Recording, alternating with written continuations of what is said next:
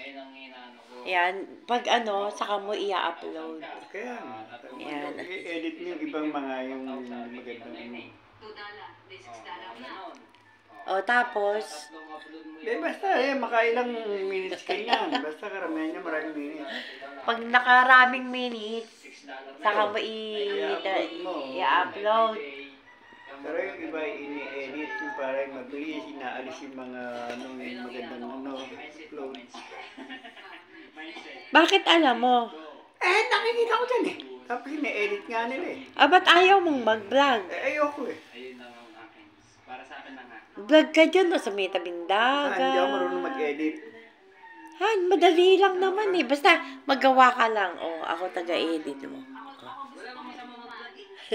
Dire-diretso lang eh. Ano ginagawa mo dito pag wala kang pasok? Di ayan, magkaya akong nakatungangan sa TV.